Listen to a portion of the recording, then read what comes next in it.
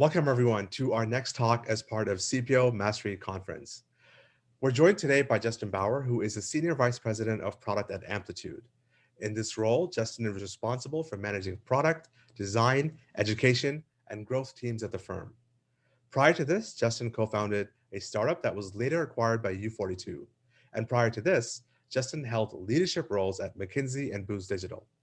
Justin's talk today will focus on how PMs can use data to set their product strategy. And this is one of the most commonly asked questions I get from PMs. So I'm excited to hear Justin's insight. Justin, I'll let you take it away. Great. Thank you, Mo. And hello, everyone. Thank you for having me.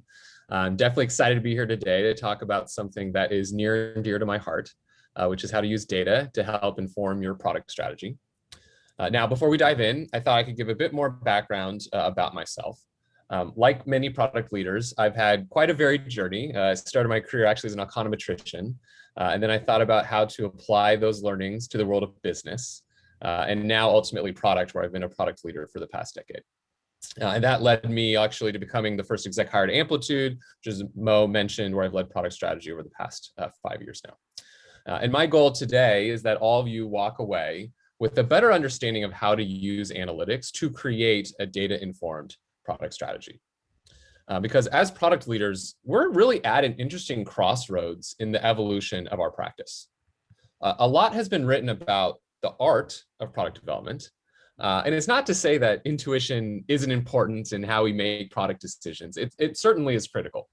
But if you're just relying on intuition, you're going to eventually get disrupted by those who are also applying the quantitative, really bringing the qualitative and the quantitative together. And as product leaders, we need to do both to survive and thrive in today's environment. To highlight this, I love to engage us all in a short history lesson, if we may. Think about the answer to this question. How long do you think it took Facebook to get from 1 to 10 million users? The answer is 2 years, which is quite impressive growth. I think at the time, this was the fastest user growth ever. But let's compare that to a modern day example. I'm going to guess we probably have a couple Clubhouse users here. If not, you should check them out. They're a customer of ours. It's been great to see their success. How long do you think it took them to go from 1 to 10 million users? The answer is 1 month. That's how fast an industry can shift in today's product-led era. And it's not just happening in social. We're seeing this in B2B, automotive, media. All are being disrupted by companies that create innovative product experiences that customers love. So how do they do it? Well, I can tell you what they didn't do. They didn't meticulously walk through Porter's 5 forces analysis. They didn't spend hours staring at NPS results. And they didn't ask McKinsey to come in and figure it out for them. Instead, they understood that to be successful in business today, you need to use product as your competitive advantage. They all became product-led. And there are 3 things that all product-led companies do. The first is that they set a vision that creates clarity by using a clear and measurable North Star. They set strategy by integrating product analytics into how they make everyday decisions. And finally, they are results-oriented. They use a system of measurement to rapidly experiment, killing bad bets and doubling down on the right ones. Vision, strategy, and results, the core ingredients of being product-led. So let's walk through each of these next. First, product-led companies create clarity, and that starts with vision. Every conversation about strategy has to start here, because you can't have a winning strategy if you don't know where you're going. So what is vision? Well, the definition I like to use is the following: the measurable world we want to create. This is important enough that we should take the time to unpack it. Because if we get this piece wrong, then really nothing else matters. And you can see there are 2 parts to this statement. There's both measurable and then the world we want to create. Let's start with the world we want to create. As a product leader, how should you articulate that? And to do that, let me tell you a story about Mario. Now, at this stage, you might be thinking to yourself, what does Mario have to do with product vision? And that's fair, but hear me out. This is actually one of my favorite analogies for building product. This is from the folks over at User Onboarding, and it just perfectly captures my beliefs on what a great product vision is. So let's pull this up. So if you haven't seen this before, let me walk through it for you. First, you've got Mario on the left, who represents the customer. Then you've got the flower in the middle, which represents your product. And on the right, you've got Fire Mario, which represents the customer after they've used your product. Now, most people think that product vision is about the flower, the product, but it's not. Product vision is actually about the customer and how much more awesome they're going to be when they use your product. It's about Fire Mario. But enough about arcade characters. What's a real world example of this? So let's use a product-led company that everyone is familiar with, Spotify. We can talk a bit about their product vision. Now, as we said, to paint a great vision, you really have to first understand the pain of your existing customers. So let's pull up Spotify's product vision, and you can really see that in their statement. Give people access to all the music they want all the time in a completely legal and accessible way. This is great because there's no flower here. There's no features, but you can see there's a lot of Mario.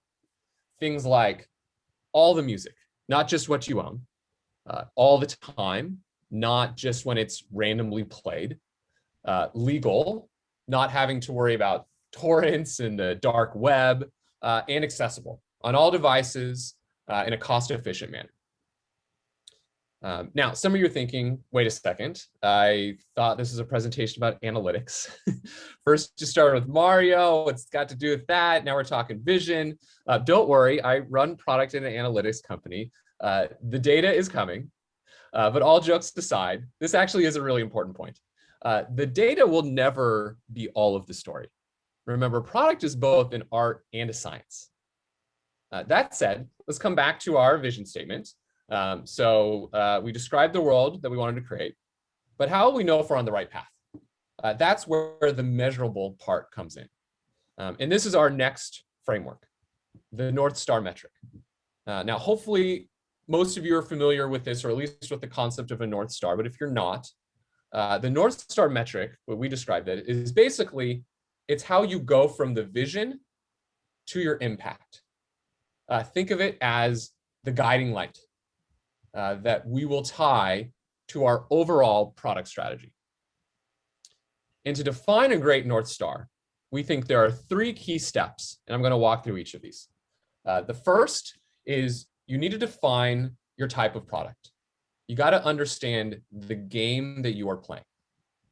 Next, identify what are the leading indicators of success. What does it mean to win that game?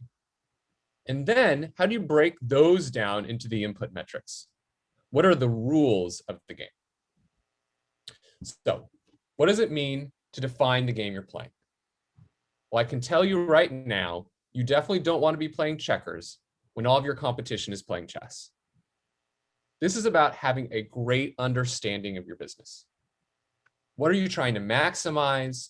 What are you willing to trade off in order to win? Having an understanding of the game you're playing means that you can have a North Star metric that is an accurate reflection of real customer value. We have found that in general, across products, there's 3 types of games that you can play. The game of attention, the game of transaction, and the game of productivity. So let's go through each. Attention products are ones in which you are trying to maximize the amount of time your users spend with your product. Examples here might include number of subscribers streaming, certain number of hours, number of stories they viewed per day. And examples of companies playing the game of attention would be those up here. I put a couple Amplitude customers up here. It's like NBC, Peloton, and others. There's a lot of others that typically you'll see in the media space, but it's definitely growing. So that's the first game. Second game, transaction. And transactional products are ones in which users derive value from the product by engaging in some sort of transaction. Companies here might set North Star metrics that reflect various conversions, like number of purchases completed, could be average number of purchases per subscriber. And as you might have guessed, you're going to see a lot of retail companies, e-commerce companies playing the game of transaction. In the final game, productivity, we're going to see products where the customer drives value by accomplishing various tasks or a set of tasks within the product. And so we're going to see here North Star metrics that reflect how well or efficiently their users accomplish those tasks. Like maybe it's number of queries executed, could be number of records created or tasks completed. And here, not surprisingly, you're going to see a lot of B2B companies playing this game, including Amplitude. Now, as you hopefully saw, the game you're playing helps you define what your North Star will be. But within that game, that doesn't mean they're all the same. You still have to figure out what your specific North Star will be for your company. So here's a couple of guidelines for that. First, it definitely needs to be a measure of customer value. So something like viewing an ad, like that's not customer value, therefore would not be a great North Star metric. It should reflect your strategy to deliver your ultimate vision. Remember, what is your Fire Mario? And it will help then dictate the strategies for you to win the game. And it should also be a leading indicator of revenue, not necessarily revenue itself, but be a driver of LTV for your customers and your business. What I say it definitely shouldn't be is a vanity metric. Hopefully you're familiar with vanity metrics. If you're not, vanity metrics are the top of funnel metrics, and they don't really reflect value to your customers. Think things like traffic, page views, app opens. Those are the most common vanity metrics that we see. And yes, you do need to measure those, but if you're optimizing for them, then you're not going to win the game. Instead, what we recommend is diving much deeper into the funnel to understand what truly drives behavior. One of my favorite customer examples of this is from Postmates. For them, they track the funnel from app install to then open, people searching, converting, maybe making a purchase, and then the actual delivery itself. But none of these are actually their North Star metric. Instead, their North Star metric is happy deliveries. Deliveries that were delivered on time within the window with no issues. And they found through Amplitude that these deliveries led to high retention and therefore high lifetime value. Okay, so let's go back to the Spotify example. What might this be for them? Well, we can start with their CEO. So what does the CEO, Daniel Elk, care about? I can tell you that what he cares about is revenue, but revenue actually isn't a great North Star. As product leaders, we need to figure out how the product will drive that revenue. And so we can ask ourselves, how does Spotify make money? And there's a couple ways. One is premium subscriptions, and then the other is ads. And then we can actually break this down and look at like what percentage of revenue comes from each. And we actually see that about 90% of Spotify's revenue comes from premium subscriptions. So that's the lion's share of their revenue.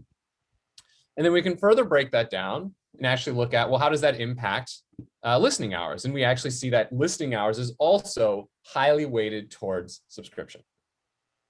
So using that information, what might be a good North Star metric for Spotify? Now, I don't actually know what it is, but I could guess that it probably looks something like this. Time spent by subscribers listening to music. But let's go through our checklist to see how that measures up. Is that a measure of customer value? Is it aligned with their product vision? And is it a leading indicator of revenue? So on measure of customer value, I'd say yes. Listening to music, that is definitely customer value. Aligned with the product vision, 100%. Making music accessible to everyone, like certainly I think lines up with that. And then most importantly, is this the leading indicator of revenue? For sure. Subscribers, as we just talked about, are the main driver of revenue for their business. And so all three definitely are fulfilled here.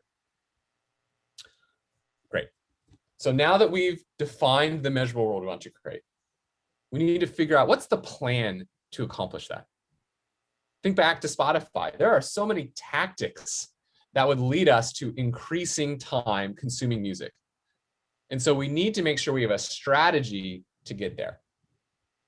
And that is the point of the product strategy, the path to deliver on our product vision. And to do that, we can break down the drivers of our North Star metric. So what does it mean to break down the North Star metric? Well, we think about defining the leading indicators. And what we have found is that for every North Star metric, it can actually be broken into a handful of 4 different drivers: breadth, depth, frequency, and efficiency. Breadth, how many active or returning users are there performing your action of value? Depth, what is the extent of their engagement in your product? Frequency, just how often the users engage or perform the action of value. And then finally, efficiency, how quickly the users are able to achieve the value. And all North Star metrics have some combination of these drivers. So let's go back to Spotify.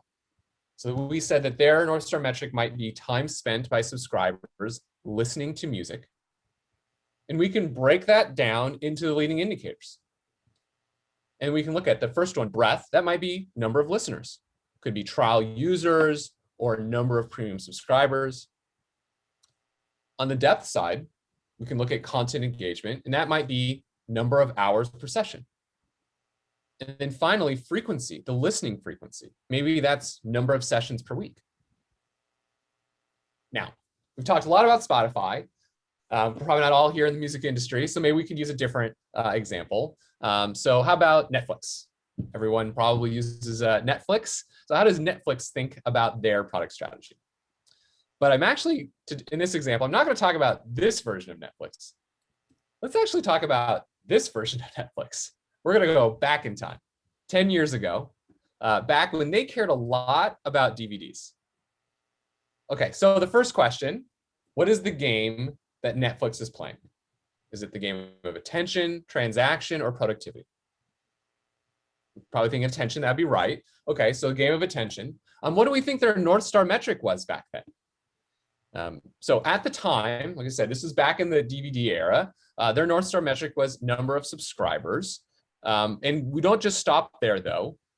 You can't just hand that to your product teams and hopefully they'll just go figure out how to drive subscribers. They knew they needed to think about what are the leading indicators of number of subscribers. And for them back then, one of the biggest leading indicators of growth was retention. Publicly, I happen to know the product leader back then talked about how their retention was 92% monthly, which is good, but they knew if they're going to grow, it needed to be higher. So did that product leader just say, great, everyone go figure out how to improve retention?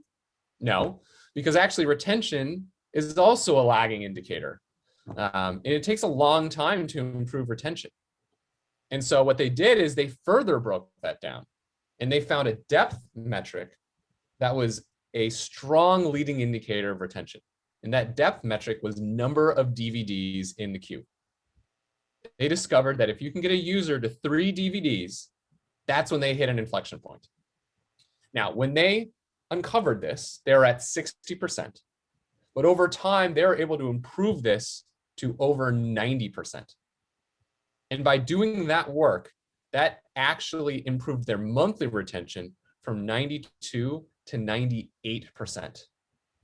And this was actually one of the major drivers of why they are such a successful company today.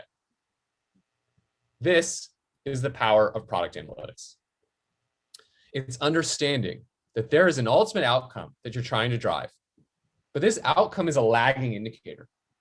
And therefore, you need to break it down into its key drivers, the leading indicators, and then the input metrics related to those. And this will help inform your product strategy and drive alignment in your organization. At Amplitude, we do this as well. Our North Star metric is weekly learning users, represents a user who gets an insight, creates a chart, for example, that they share and then is consumed by 2 or more other people. And this reflects getting value in Amplitude. And then we break that down into its drivers. Breadth, what is our retention? How many users are retaining? Depth, how many users are actively saving charts? And then efficiency, how long does it take for them to get there? And then these end up being the North Star metrics for various teams. And then those teams have leading indicators they're focused on, like maybe number of new users engaging in consumption, and on and on.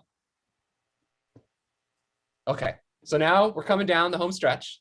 We've got our product vision and the North Star metric that guides us there. We've got our product strategy, the underlying drivers of impact. Now we got to see, how do we know if the strategy is working? And so that is our third pillar. Are we measuring results, killing the bad experiments, and doubling down on those that work? And to do that, we need to objectively measure our progress.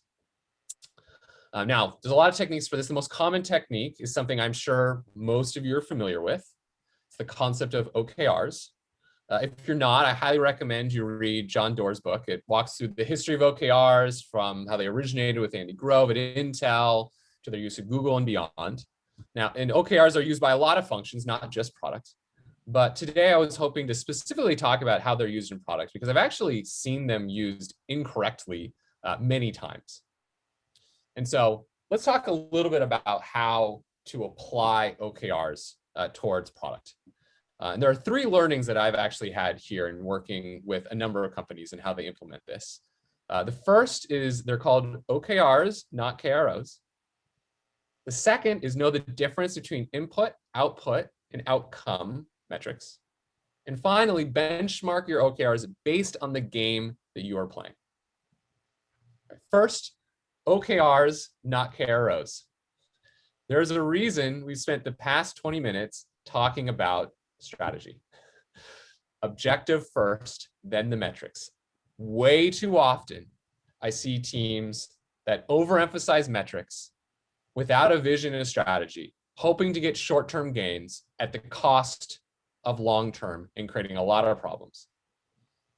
Nothing is actually more evident of this than actually the gaming industry, an industry that I've spent some time in. Can anyone take a guess at whose stock price this is? So this is Zynga. Now, I personally have a lot of respect for Zynga. They really did pave the way for a lot of the analytics thinking that we use today. But I do think they actually are a heat of caution of what happens when you take it to the extreme. You can end up with a product that is a series of addiction tactics and growth hacks, but you lost sight on actually what is the vision and the outcome and the customer at the end of the day. You got to remember, it's vision, strategy, results. We then use our KRs to measure how we're progressing against that plan. Second, know the difference between input, output, and outcome OKRs. Inputs are activities, maybe user testing, creation of mocks, that are required work, but in and of themselves don't mean you're going to hit your goal. Output is the actual feature itself. That would be the flower in our Mario analogy.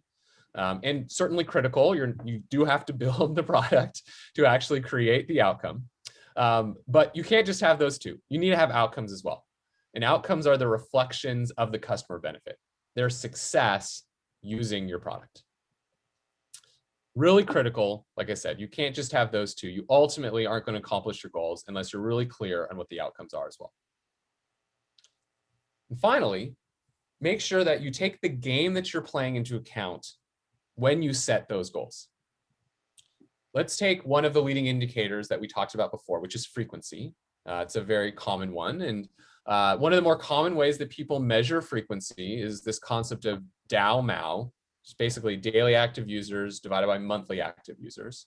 And this became really popular actually when Facebook came out, because they reported that their DAU/MAU was around 60%. So what that meant, 60% of their monthly users were also using it daily. And when this came out, that kind of became the benchmark for almost every product that was launched after Facebook, which was ridiculous for actually two reasons. One, DAU/MAU isn't a great way to measure frequency, but that's another topic for another day. But more importantly, because VCs weren't taking the game into account. As a case in point, let's say this was the benchmark, and I told you that I had a 30% DAU/MAU ratio.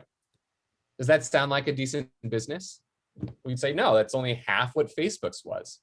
But what if I told you that that's actually Amazon's DAU/MAU? Then you might think differently.